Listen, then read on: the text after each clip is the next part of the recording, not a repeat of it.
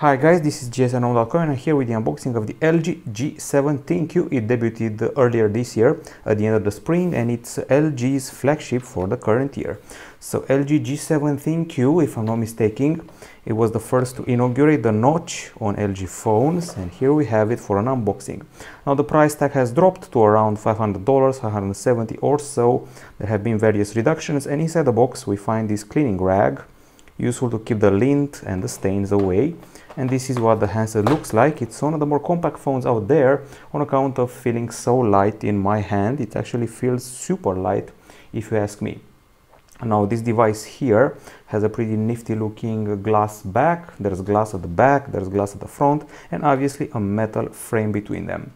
We actually played around with this phone a bit when it was launched in Europe, in Budapest in the month of May, and here we are in October, November with an unboxing and soon also a review. So it's got a notch right here at the top, not very wide, which is good news, but this is an unboxing, so let's see what's inside the box. Of course, the cleaning rag, you already saw it.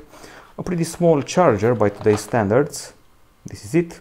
It promises fast charge, and it has to offer, let's see, 9 volts 1.8 amperes and 5 volts 1.8 amperes as well. And this is the cable. It's of the USB Type-C to full USB variety. And then we also have here a pair of headphones with a pretty solid wire, sturdy one, and also some extra plugs here. And the headphones should look like this. That's what a bud looks like. And finally, there's also a small SIM metal key here, used to access the slots, and that's about it. No manual, strangely, but we have a test unit, so maybe the commercial unit has one. Let's fire up the phone, see what the LG UX is all about. I'm pretty blown away by how light the phone is. I mean, I've played with light phones before, but this is actually very light.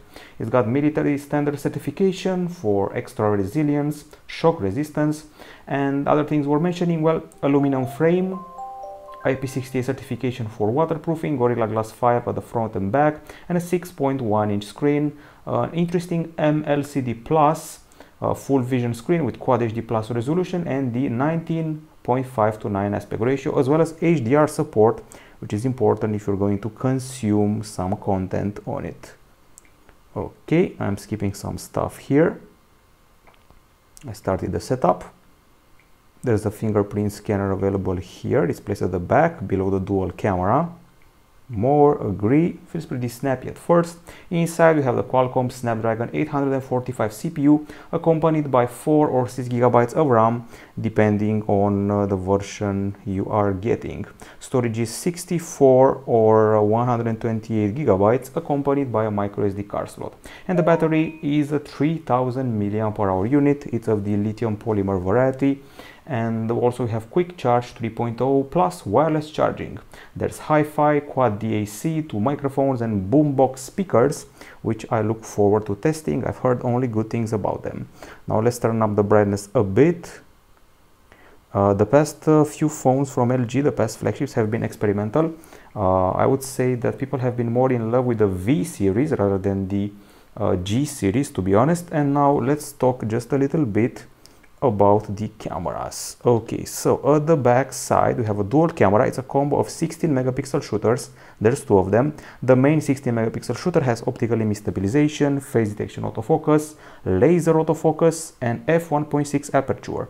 The secondary camera is also 16 megapixel shooter. It's a wide angle shooter with f1.9 aperture, and we also have an LED flash for good measure. At the front there's an 8 megapixel camera for the selfies with a 90-degree field of view and f1.9 aperture of its own. Now we also have something called the super bright mode, which catches extra light during the night time and combines a few frames for an extra bright shot in lower light conditions. You can also do 4K 60 frames per second videos, and the whole thing weighs just 162 grams and measures 7.9 millimeters in thickness. There's an extra button here meant to trigger Google Assistant, as far as I know. That's why it's called ThinQ, because it has some extra AI sprinkled in for good measure. Now, from what I can see, the notch has been hidden, so let's see how we can unhide it or hide it. So we go to the display. Okay, scaling, display size, so there's a lot of stuff to tweak here. Mini view, blink LED, floating, whoa, that's quite a few things here. Home touch button, new second screen. They don't call it a notch, they call it a new second screen, and this is how you get rid of the notch, or better said, this is how you get rid of it, and this is how you actually keep it. Not as wide as other phones out there, but still present. As usual, I'm going to have a look at the camera interface. Okay, later, very minimalistic, and it lets you choose from the wide angle to the normal one. And here you can see the modes. There's auto, there's manual, a manual video, cine video, food, slow-mo, panorama, and flash jump cut, which I'm going to look into over the next days. There's AI cam, there's also portrait. Yes, you can do some bokeh here, of course, as you were expecting. So this has been the first contact with the LG G17Q, the LG flagship for the year 2018. It's quite glossy and also very light. That's the first impression. Incredibly narrow, perhaps the narrowest flagship with a Snapdragon 845 I've seen all year. This is it from gsnrom.com. This has been the unboxing of the LG G7. We'll be back with a full review very soon. Bye bye.